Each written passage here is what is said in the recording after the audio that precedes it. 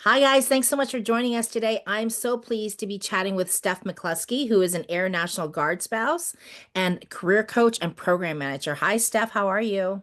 Hi, I'm good. How are you?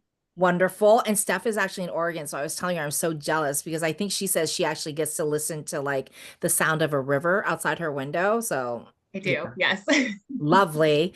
But before we get started, I don't want to assume that everybody's read your full highlight. I hope they do. I hope after this they all go back and read your highlight. But because we're about to talk about your pivot, maybe it'd be helpful if you kind of set the stage and tell people about your career trajectory. Yeah, I'd love to. So my career trajectory surprises me still. So I started off in law enforcement. I was a sheriff's deputy for almost 7 years. And then in 2021, I did a really big pivot and went into the private sector. And so I've been doing that for, I think we're almost at 4 years now. Um, total. And during that time, I've held three different positions. And I finally got my way into a virtual role 2 years ago. No, Um, that's so awesome. So I guess that's like where we should start then, because making a pivot from being law enforcement to getting your first corporate job, that's not an easy task. I would not think so. I mean, I don't know. It seems daunting to me. Like, how do you even identify the steps you would need to take to make that change? yeah, that it's a great question. I think the biggest point was having a catalyst. And so 2021 was like that mid-COVID pandemic. We all remember. I don't want to, bring up anything terrible for people, but that was a hard time. And I think a lot of us were looking around and thinking about what matters to me. When work was shutting down, I was still going in and doing my shift work. My husband was still working, but school was closed. So we had a child at home doing school. And so that kind of taking that time to recognize that I needed change. And so, there was conflicting demands and really I had a misalignment with, what was going on at work and where I really wanted to be, which was home with my family. And kind of taking stock that for years I had been missing holidays. I'd been missing school events. I couldn't go on the field trips. And that I kind of needed to get to a point where I could claim that I wanted to pursue something different, and not stay where maybe what felt stable or comfortable. Yeah. And so how did that start to work for you? Like once you had that callus, once you had that decision point, what was next? Well, talking to my husband a lot.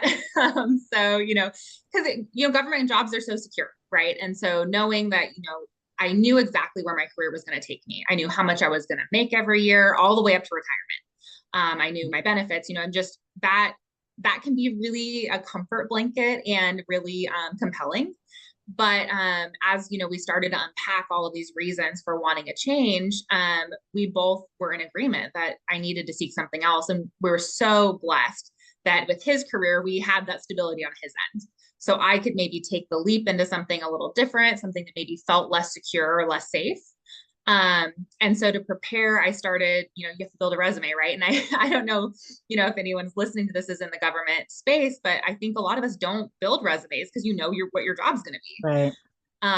So I had to learn how to put together a resume, and I used a lot of free resources. And then I also started shoulder tapping peers, trying to find people who had been in the private sector. So I actually started expanding out to like my parents' friends, and saying, "Hey, can you look at my resume?" Because a lot of my peers were in the same boat I was in. Right. So it was, yeah, how do I find people who have experience in the world I want to enter? And kind of having the guts to say, do you mind looking at my resume and helping me here? And figuring out how do I focus on transferable skills, and not necessarily getting into the super nitty gritty specific things I was doing. And then also what's kind of I think unique to being in law enforcement and leaving is figuring out how to share special trainings or skills I have without triggering people, because a lot of the things you do are about, interview and interrogation. Well, a lot of people don't want to hire someone who interrogates. Right. So really it's, I have these skills in speaking with difficult people and, coming up with solutions and, convincing people to agree with my solution. And so how do you turn those skills into something that your hiring manager is going to understand in whatever industry you're trying to break into? No, that makes Um, total sense. Like you're interpreting your skill set for the new industry that you're going into. That makes total sense. Interrogation versus convincing or mhm. yeah, persuasion. Yeah, that makes total sense. Yeah, and I'm sure that happens in every industry where you kind of have the vernacular you're using, and then how do you translate that into something that's going to be received by the industry you're trying to break into? And then the other thing that I did is kind of unknowingly, I had been building a lot of skills that were expanding my scope and abilities because I was curious and interested. So I Right. always said yes to training. So unknowingly, I done a year-long leadership program. I had joined multidisciplinary teams and worked with the DA's office and public resources and done problem solving from a multidisciplinary scope. I had experience writing policy because I was a school resource officer for a while. So I kind of had been gathering these other side skills that really added to my breadth of ability. And so I think if you know that you want to do a pivot, or if you don't know, but you want to be prepared for the future, thinking about what are other skills you can be bringing in, because the bigger the tool belt you have, the more options you have, right? And so really just focusing on being agile, adaptable, and a continuous learner. I think that I had really was able to propel me forward where I was able to pivot careers within 6 months, which I didn't think was like, that seems really fast to me now when I look back on it in Oh, I think retrospective. it's But fast. Yeah. yeah. And so, but I think it was kind of those things I was doing that were strategic without me realizing. So then, I mean, I know that you didn't stay in your first role for very long.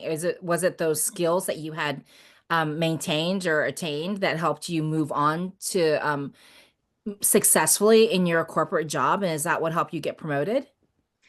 Yeah, I think, figuring out that those became purposeful strategies. And so when I moved into aerospace doing emergency management, which is kind of similar, like it's kind of an easier jump out of law enforcement. So my thinking was, I want to get into a big company because there's more opportunity and I want to get my foot in the door.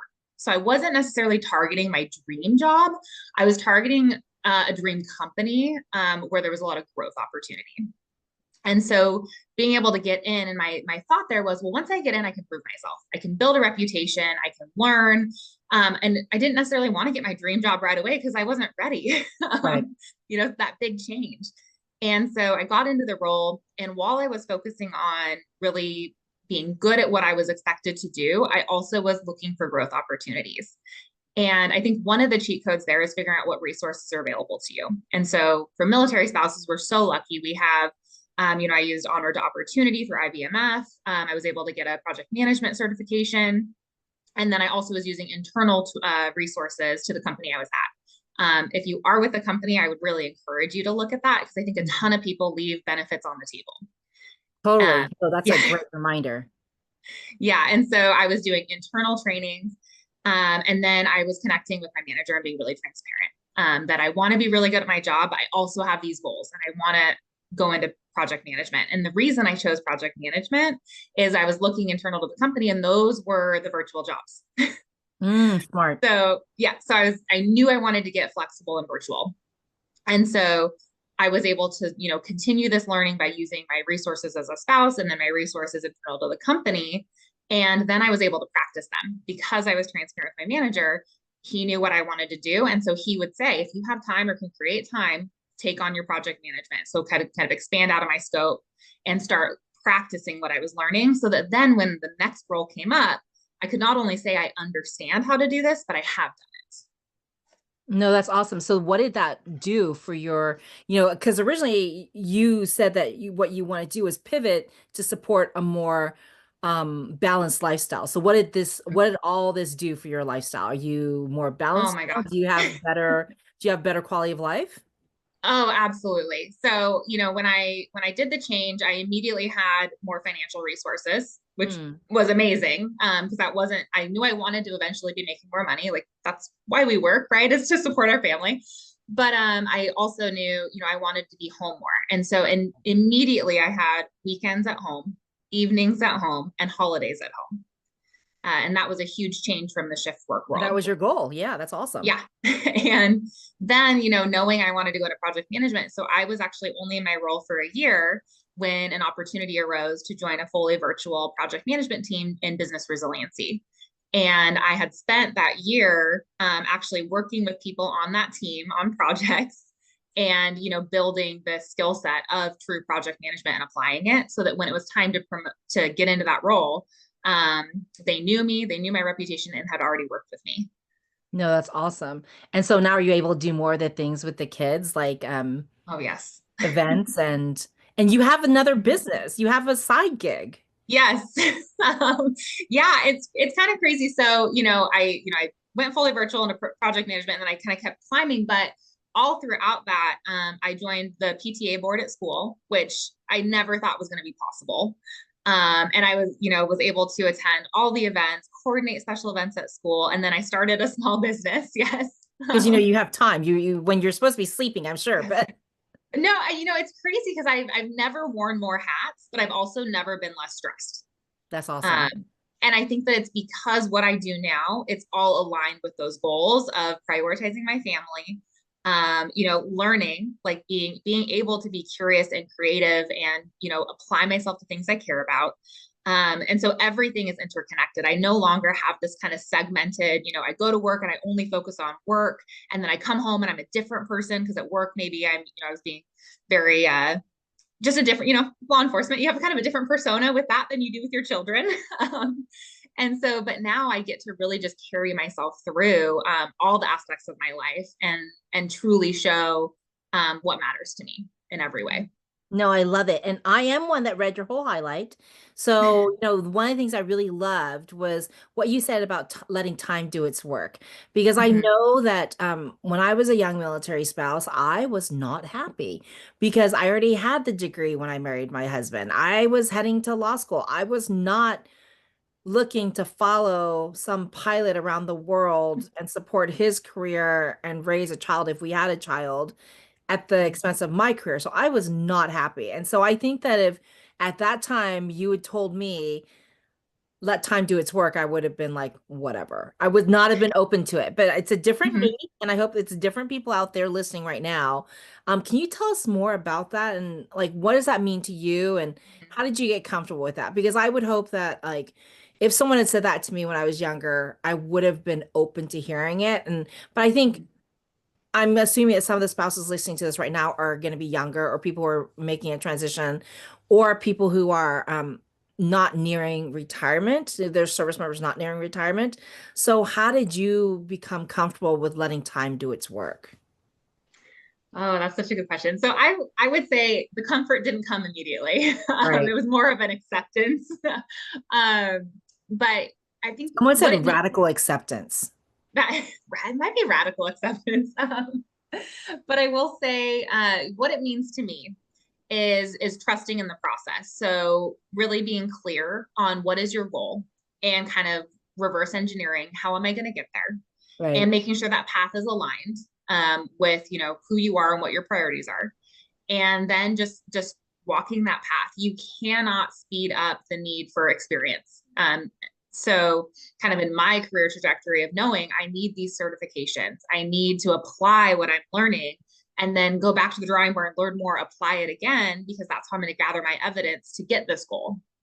But trusting that you have to get through that time and you can only do it day by day, and how important it is to really be present in where you're at, because you can't think yourself into your promotion. You can't think yourself into your virtual role. You have to Right. act into it, and the actions take time.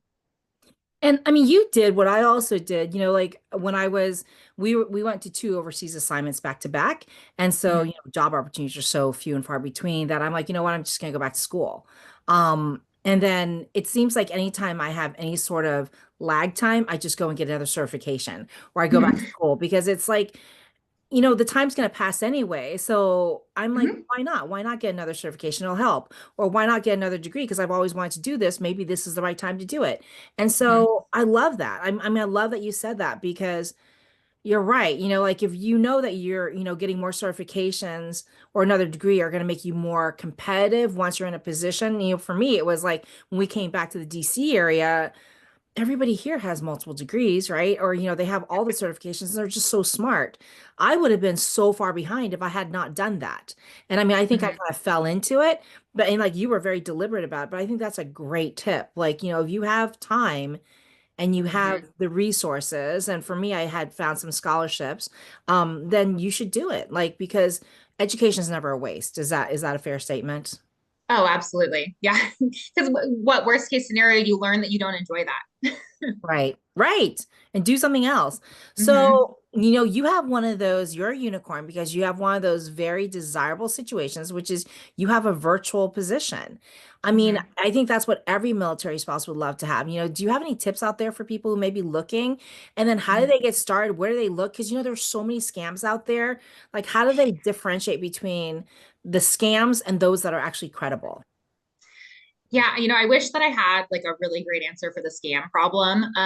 But what I would recommend is I think LinkedIn is an incredible tool and connect with the humans. So what's really cool about that is if you put in your associations that you're with, if you put in, National Military Spouse Association, if you put in that you've done an education at a certain college, you can find the humans that are also connected to those things and that are connected to the company you're trying to hire with. And so I would absolutely be vetting things through the human component of that. Um, and then as far as, looking for virtual work, I only know the route I took and that worked really well for me, which was finding a company that has virtual options and finding an on-site role that I could build my relationships and build my reputation through so that I could then target it. So, I had that year that I had to put in to get into that virtual role. The other thing is I did, before I interviewed for my first virtual role, I did some time management courses. And so I found just free ones online. And that was kind of my way of showing I know that this is a trust position. I know I'm going to have to apply new skills working virtual versus on site. And here's my plan to do it. And I think that Mhm. also really showcased that I'm a person that looks at a problem and on my own is going to go look for solutions and tell you what my plan is. So that was kind of, I think, a cool way to show a bit for a hiring board, a little bit about yourself and the way that you tackle problems or potential problems, that you come with solutions versus coming and saying, oh, I know it's new and I don't know how to do it, but I'm sure I'll be great, which you Yeah. probably will, but that kind of gives you some proof and also a story. And I bet that technology has a lot to play into this as well, because you probably need to prove that you're proficient in the technological platforms that they use to do the Mhm. virtual work. Is that something you had to learn yourselves or? So I did a lot of it on the job. So because I was, I did that quick pivot into the private sector and I was able to, I just signed up for everything. So, right now, like my company, we've been transitioning to Microsoft 365. And so I attend a bunch of seminars because the people that own the technology, they will do free training constantly. And so I would really suggest, and I think if you like Amazon Web Services or Google, whatever platform you want to get really proficient in, go and find the free trainings that those companies themselves offer. Because that will give you some application. Another thing that I think is really cool that gets overlooked a lot is as spouses, especially, we do a lot of volunteering. And that actually can help you build your resume. So when I was, joined the PTA board, some of the things that I started doing was like transitioning us into like Google Sheets, like all of the documentation that existed. Also, there was an opportunity to learn how to do like the treasury and use some different tools to go through and do the numbers. Also, event planning. So bringing together all the logistics for a large event at the school. So those things, I think sometimes we forget that those are real skills. Just because you're not getting paid for them, that is real skill application and experience that you can share to a hiring board or put on a resume. You might want to talk about it in a very specific, purposeful way in a resume, but that still is showcasing that you have these abilities. Yeah, especially if you can do it with metrics. Like if you have like, oh, execute an event for 500 people with a Mm-hmm. budget of blah, blah, blah. Like I think you're exactly right. Completely. Yeah, and I got my first job based on volunteer experiences as well, education and Mm-hmm. volunteer experiences. So I appreciate you saying that. And you kind of glossed over the fact that you're a coach. And I had so much fun talking to you in the green room before everybody else popped on here Mm-hmm. that we were just chatting because I love working with coaches. And Mm-hmm. so she's actually a really good coach because we were just chatting. And so we were just totally vibing. So if people out there want to talk to you about your pivot or they want to talk to you about your coaching, how do they get in touch with you? Yeah, thank you so much. Yeah, so I've been career coaching for over a year and a half now. And so you can find me on my website, stephmccluskey.com. And there is a button you can push to just book 15 minutes to talk with me. And my calendar is all updated. That's free. Like we can talk and see kind of if we match and can coach together. But also, I really invite people to message me on LinkedIn as well. That's actually how I became a coach, is that when I was sharing my career wins as I pivoted, I had a lot of people reaching out and saying, this looks amazing. This sounds like you're doing great. Can you mentor me? Can you coach me? And so that drove me to seek out, earning a coaching certification so that I can have a strategy and framework with my clients. And so that's where I'm at now, is being able to offer those coaching services. But please do reach out to me on LinkedIn. I think even though my job title isn't being a helper anymore, like it brings me so much joy to help other people find a career path that, brings them fulfillment and happiness and reduces the stress. No, I love that. And I mean, you guys, you know that for every highlight, we also include everyone's social, so that if you go to Stephanie's highlight, which is right now on our main homepage at nationalmilitaryspousenetwork.org, you'll find all her socials there. So go find her LinkedIn and you can message her there. But thank you so much, Steph.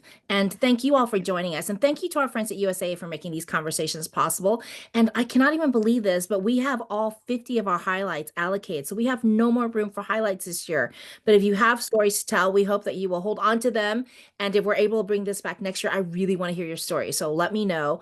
Steph, thanks so much. And I look forward to staying in touch. Bye, Yes, guys. thank you.